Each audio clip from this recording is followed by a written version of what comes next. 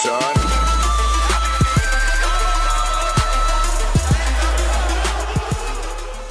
Hey guys, Cheech over here, how are you doing today? So today's video is going to be talking about Secrets of Eternity. Now, not just the whole set, but we're going to be talking about Nekroz of Gungnir. Now, Nekroz of Gungnir is one of the few cards in the set which actually has monetary value to it. If you pull multiple of them from the set, then if the deck if Nekroz with Gungnir becomes really relevant, then you'll be glad that you had a whole bunch of them so that you can make money off it.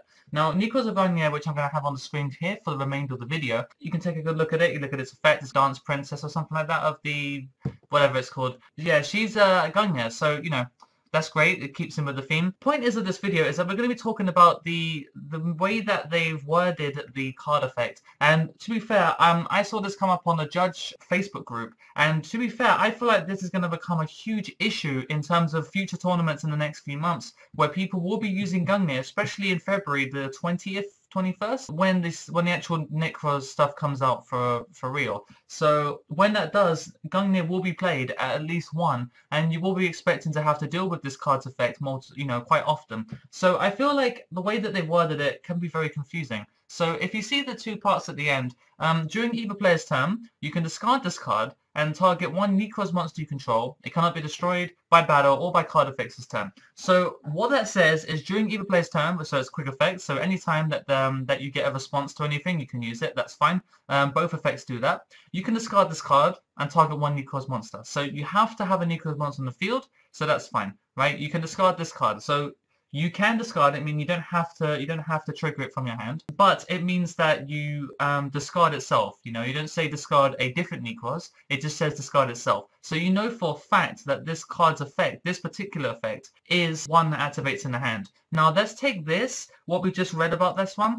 and then we apply it to the second effect so that we can see how they differ. During either player's turn, same thing. You can discard one Nekroz card. So instead of discarding a card, you discard a Nekroz card. So it's not discarding itself, it's now discarding any Nekroz. So wait a minute, Gungnir is a Nekroz. So how does that make any sense? You know, we do know by the OCG, and we know how the card's been around for a while now. We know that Nekroz of Gungnir's second effect, the one that lets you just target one card on the field and then destroy it, we know that that part of the effect is where Gungnir activates on the field. However, when you read the effect and you compare it to the effect above it, you actually notice that they're worded very, very similarly. The only difference is that you can discard one Nekroz card, meaning that you can discard either itself, you can discard a different Gungnir, or you can discard any Nekroz that you have in your hand while this card is in your hand, because it seems to me like you can reveal it, as in trigger it, and say, I'm going to activate the Gungnir that's in my hand, and then you discard a different Nekroz, or itself, or a different Gungnir, and then you destroy a card on the field. So that's how players will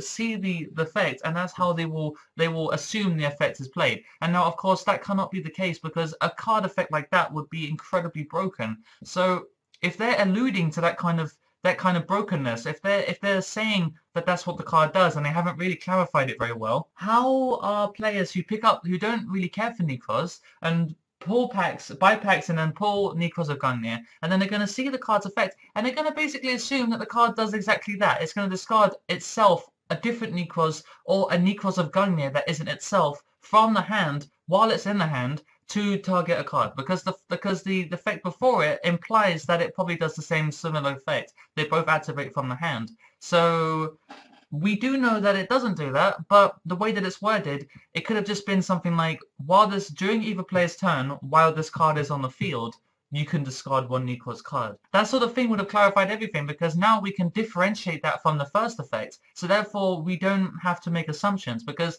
this card demands that you have a really good knowledge of the advanced mechanics, problem-solving card text, and that you don't look at the previous effect and take implications from that one. So therefore, you have to know about other cards and how they play, because if you just come into the game and then you see both effects, you would instantly assume that both of these effects activate in the hand. And that is why I feel that the way it's worded is incredibly problematic. A lot of people are going to be complaining about this. Of course, if you know how to play the card and you know that it activates on the field, then there's nothing to worry about. You know, your opponent knows, that's fine as well. But overall, if one of you doesn't know, then you just say, oh, I think it activates from the hand, look at the card effect, and then they read it and they go, yeah, you're right, it probably does activate from the hand, but only once per turn. only one Gungnir of Nekroz of Gungnir can be activated, so it makes it okay. And then they end up playing for the whole region or playing for the whole locals, playing it wrong because the card doesn't imply else, you know, a different kind of effect that it activates on the field or anything. So really, really big mistake, I feel. I feel like this card is going to be relevant for the next few months. So wording it like this is just going to cause issues throughout the next few months. So anyway, if you guys feel like I'm just making no sense, then feel free to comment down below. But feel free to comment your opinion of this if you feel like you're going to be playing Gungnir when it comes out, when the Nekroz comes out, and whether or not you're gonna, if you feel worried that you may have to actually clarify this with every single opponent that you play that doesn't understand Nekroz, because that will be the case a lot of the time. So anyway, thanks for watching, guys, and until next time, the Thetcglover is out.